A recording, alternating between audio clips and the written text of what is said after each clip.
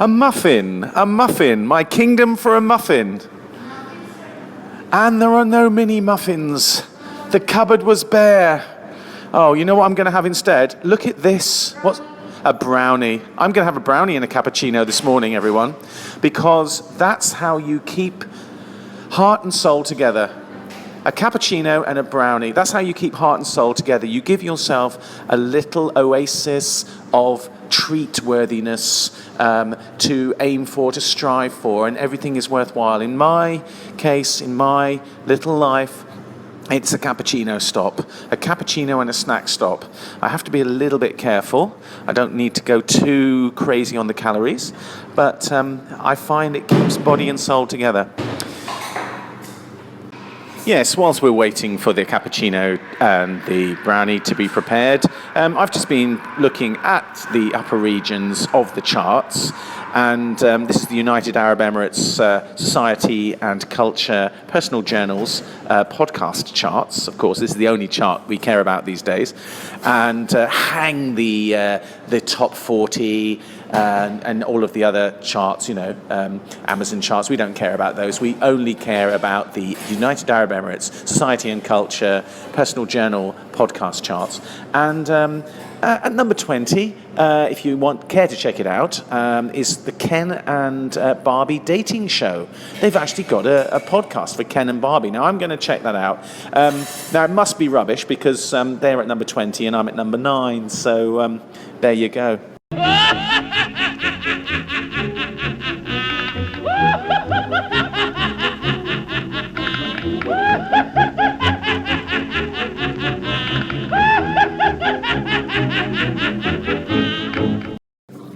Well, I have to say, that brownie is amazing. And I'm just wondering how much over my calorie budget I've shot with that. But it's a small brownie, what the heck. We're in a celebratory mood because we're muscling past Desert Island Discs. Anyway, I'm joking because these are all much more worthy podcasts, more worthy of your attention than mine. So let me paint the scene for you. It's an absolutely gorgeous day. The temperature is climbing here in the UAE. If you're listening from outside the UAE, what the hell are you doing out there? Because you should be here. Dubai is the place to be. It is the land of sun and joy and fun.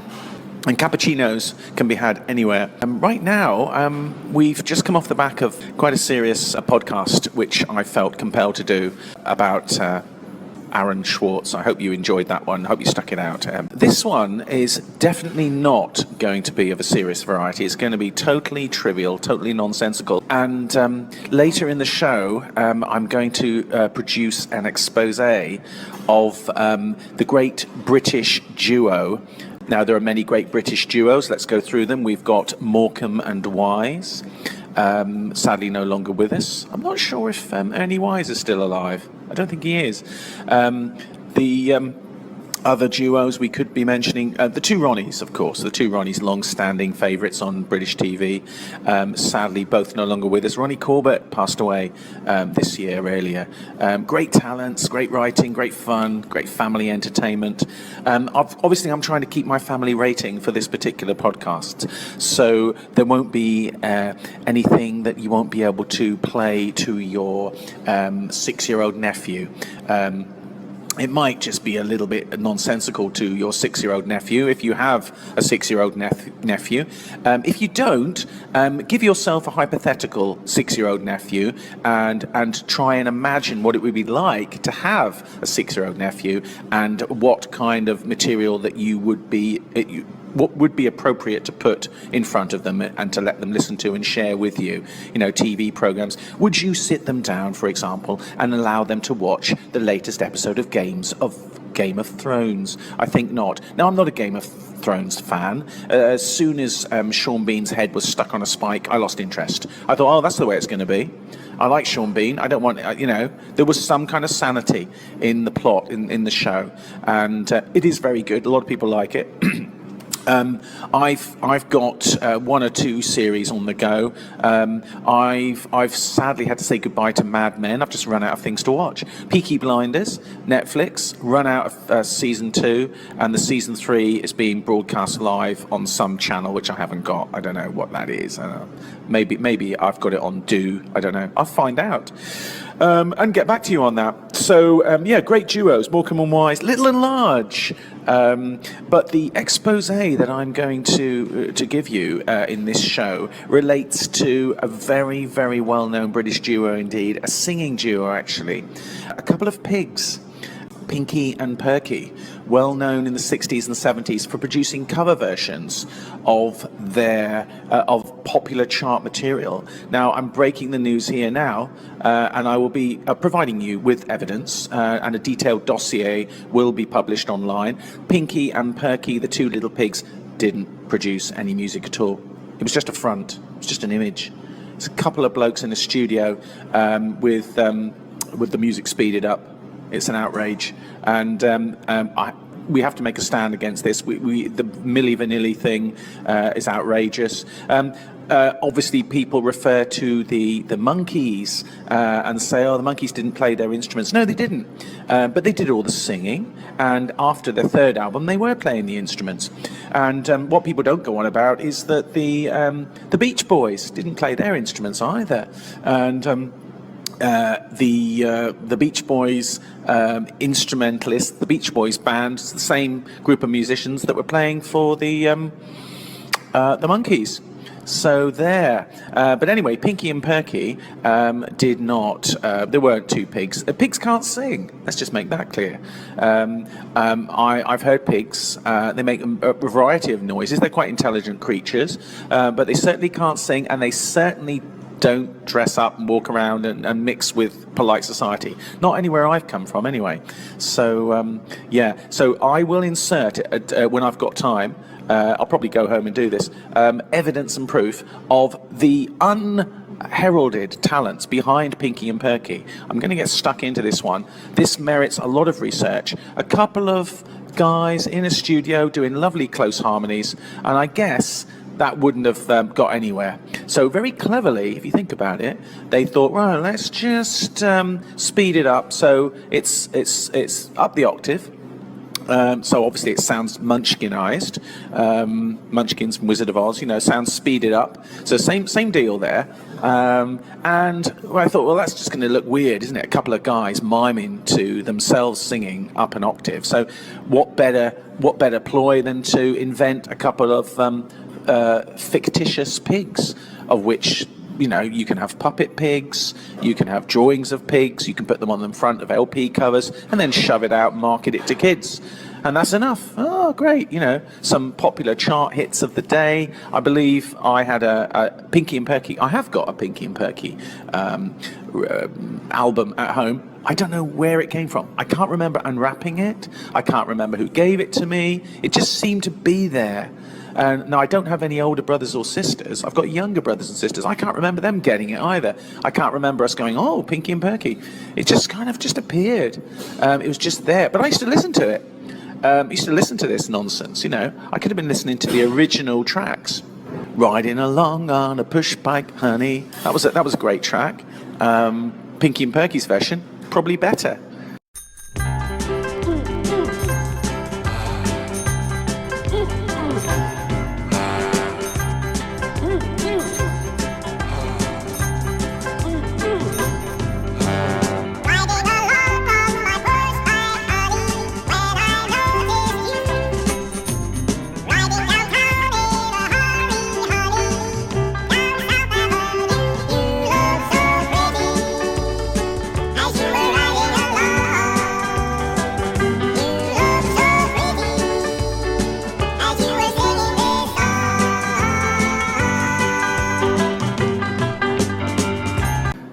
The quality of the backing was awesome. So more about speeded up things later. So originally they were going to be called Pinky and Porky, but there was a problem with registering Porky, of course, because it was already a well-known pig called Porky the Pig, and they're actually they were created by Czechoslovakian immigrants Jan and Vlasta Dalibor, and the pig was a symbol of good luck in the former Czechoslovakia. Now, they sing in high-pitched voices, it says here, looking at good old Wikipedia, playing their original voice recordings at twice the original recorded speed. So it's all a big con, Vocals sung by Mike Sams, plays the backing track at half the normal speed, and off they go, singing nicely. And, of course, it would have looked weird if they'd have been just, a couple of blokes there, so they got some pigs to stand in, and they're not even real pigs, puppet pigs. You know what? I just thinking about it, I don't know why they didn't ask the original artists to just do that for their own tracks. They could have said to the Mixtures, who'd made the original. Mungo Jerry is the original artist for the Push Bike song, but it was covered. And it was a bigger hit for the Mixtures, who are from Australia. So they could have said to the Mixtures, look, would you donate a recording for Pinky and Perky? Half the proceeds are going to charity for, some kind of charity for cruelty to pigs or something. Whatever. And they could have done it. If they'd have done that with the original Mixtures single, it would have sounded something like this.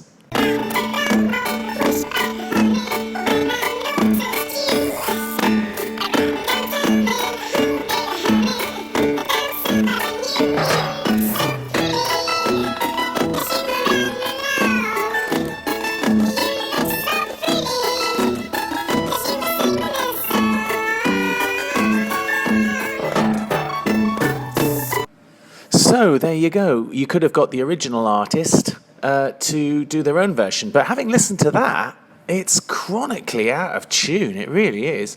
So flat. The Pinky and Perky version was banging pitch. So to be honest, there's no contest.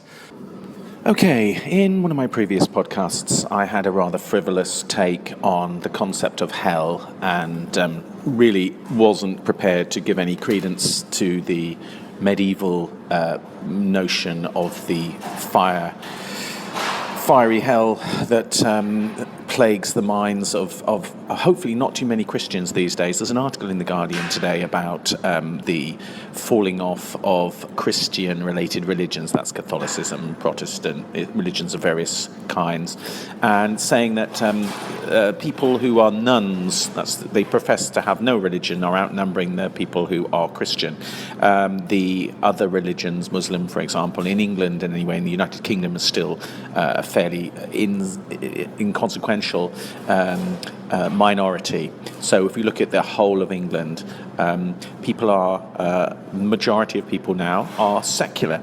And on the back of that, there's an interesting article linked to it by a guy called Adam Lee, which I've had a very quick glance at, who is talking about how we deal with death. Basically, it's saying, we can choose our own type of ceremonies at death. We don't have to be linking it to some kind of religion of any kind. We can just make the funeral a celebration. And if you change your focus, if people who are secular change their focus and look at the life as being the end of everything. Good morning. Life as being the end of everything, and not to be fixated on an eternity of an afterlife, which is quite honestly, it's quite a greedy idea, that life's not enough for you. It's a bit like saying, I don't want the food to ever run out. I don't want this meal to ever stop. I'm just going to gorge myself on this buffet and not ever admit the fact that I'm going to actually stop at some point. We have got a finite lifespan. That's the end of it. But we embrace that, and we enhance what our life is all about, and we celebrate our life.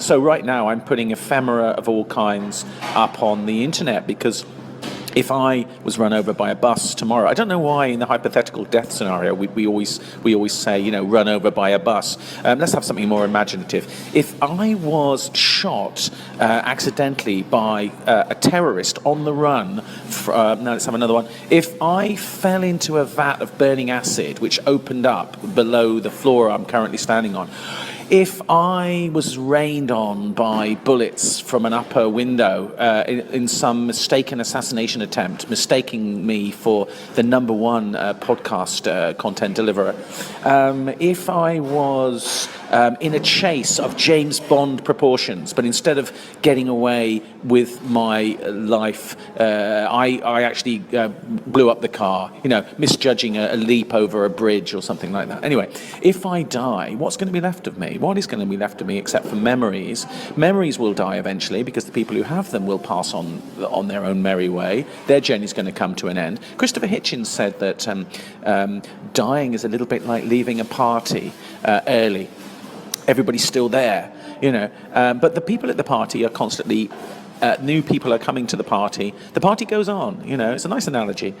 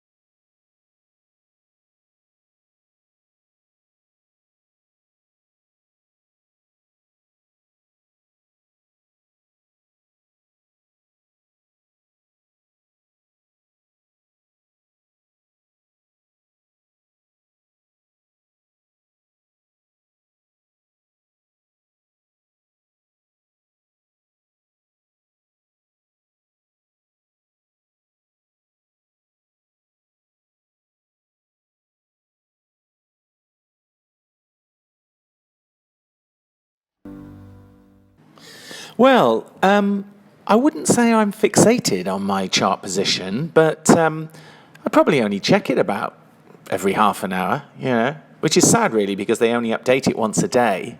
And I know that deep down, but I feel compelled to check it more often than I healthily should. Anyway, I've muscled above this other show, which is loitering around the top 20 also. It's Ken and Barbie, and I mentioned it before. I'm quite intrigued. So I don't know about you, but I'm very intrigued. Do you want to have a little... Should we tiptoe over and eavesdrop into the Ken and Barbie show? Just see what it's all about. Here we go. And we're back. After all the advice we've given you, we thought that today would be a good idea to demonstrate step by step how to actually act and perform properly in the things that you should and shouldn't do on a real date. Guys, just remember, girls will notice every little thing you do on a date. Scratching your ass, picking your nose, every little thing. She's not going to miss anything. Okay, so here's the scenario. You've asked a girl out on a date, and it's time to go and get ready and meet her. First things first, never ever make a girl wait. Always go, or at least try to go at least 10 minutes early so that you're there first. So now you're outside the restaurant waiting for her, and you finally see her pull up and walk towards you. Whoa, let's just stop there, Ken. Stop there, because pulling up, you're waiting at the restaurant. Listen, if you're in the UAE and you're standing outside a restaurant, you're going to be soaked with sweat. It's not going to be a very cool look if she pulls out of her car. What if she's driving a car? She's got some flash vehicle and you're just standing around. Maximize the advantage. How about you pick the girl up and then you're laughing. She climbs into your car, your environment, and you've got an AC conditioned vehicle. Much better scenario. This is rubbish, this advice. Let's just carry on and see what they've got to say anyway. The first thing you will notice is how beautiful she looks. Now remember guys, she took the time to get ready and look nice for you. So the least you could do is compliment her on how she looks. But please don't ever sound like a high school kid. For example, damn girl, you look hot. Excuse me? So girls don't really like those words like hot or sexy because it makes them seem shallow. What you should be using is proper words. You can say beautiful, you can say gorgeous, but then again, girls may hear that a lot. You can try using words that they don't often hear, such as ravishing. Well, I have to say, darling, that you look absolutely ravishing tonight. Ravishing. Yeah, well, I'm not so sure about this show. Anyway, I'm past it. It's languishing. I've just checked again. Ken and Barbie have gone down. They're number 22 now. I'm number 7. So what does that tell you?